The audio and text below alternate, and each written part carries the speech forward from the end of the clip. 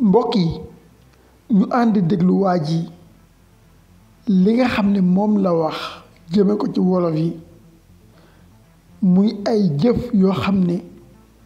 nee na ñoom pël yi nekk Fuuta ñoo ngi koy waajal ngir teg ko ci kaw wolof yi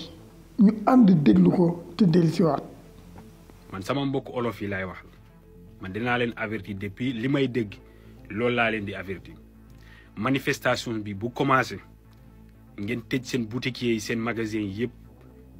parce que maa ngi dégg booy nee nañ seen boutique yi la ñu bëgg taal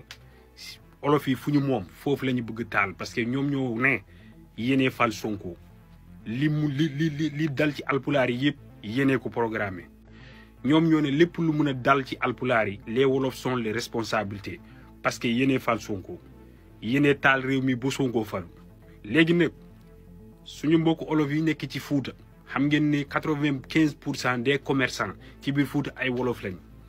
ñoom ñëpp de Dagana jusqu'à Bakel ba Goudiri ba Kidira yéene fa ne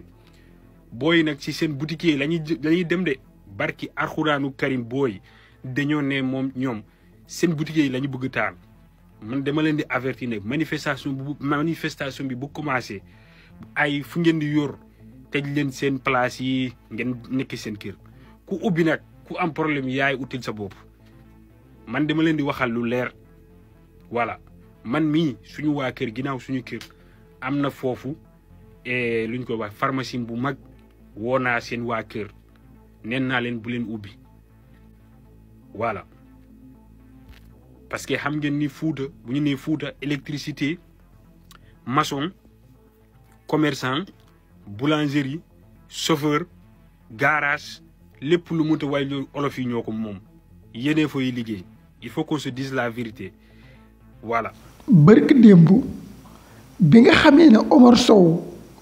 génn na wax kàddoom yooyu ñun dañu defoon vidéo waxoon procureur de la république danga am devoiru arrêter Omar Sow sinon boo bàyyee kàddoom yi mu jàll te dara xewul laneen dana xew ëllëg te yaakaar naa lañu doon wax ñoo ngi tàmbali di ci teg suñuy bët lii nga xam ni waa ji wax na ko muy ay kàddu yu doy waar bu fekkente ne procureur jógul arrêté lii nga xam ne moom la ñenn ñi tàmbali di jëfe ndaxte ñoo ngi doon wax léegi nee nañ dañoo jëm ci jëf nañu xam ne ñoo ngi gas kàmb goo xam ne siine bés bu ci réew mi duggee balaa mu ci génn dana metti lool ndaxte lii mu wax nii jëme ko ci ay olof yoo xamante si ne dañu nekk ca Fuuta ñoom ñu jàpp ne ñoom ñoo ëpp doole wolof yi foofa ca Fuuta kon mën nañ leen a fekk ci seen ay boutique ak fa ñu dëkk fu ñu mën di doon sonal leen noonu lañu fàttee ne am na yeneen ni pël yoo xam ne ñoo ngi ci yeneeni gox yoo xam ne peut-être ay wolof ñoo fa ëpp boo laayee wolof yi nga xam ne ñoo nekk biir Fuuta ndax da nga yaakaar ne yow itam du ñu mën a laal yeneen pël yi nekk ci yeneen gox yi bu ko defee loolu lan lay créer la fi xewoon ci diggante Sénégal ak Mauritanie ndaxte booba la ko indi woon ci li ñu wax moo di ne ay boutique yu ñu doon attaqué ci diggante sénégalais yi ak ñi nga xamante ne ñooy Mauritaniens yi sénégalais ya nekk Mauritanie waa Mauritanie di leen noggatu waaye tamit Mauritaniens yi nga xam ne ñoo nekk Sénégal yoroon ay boutique ñoom tamit waa Sénégal di leen noggatu ñii di leen fekk ci seen ay boutique di leen def jëf yu ñaaw loolu bu fekkente ne moom la ñu bëgg indiwaat ci réew mi ma waxaat ko procureur toog di xool ba loolu yegg si muy door a réagir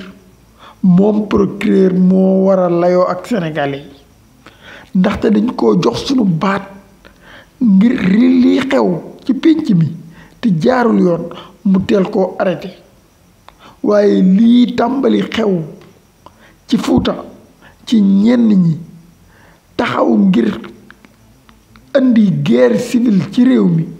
procureur toog di xool wala boog ba tey jii gisaguñu mu réactionné mu def benn réaction boo xam ne mënees na ci teg suñuy bët gisaguñu ko. loolu laa ne bu continuer de ba ñii di dof-doflu ba jëf seen wax yi nga xam si ne ñoo ngi koy wax ñu jëf ko yàlla xam na ne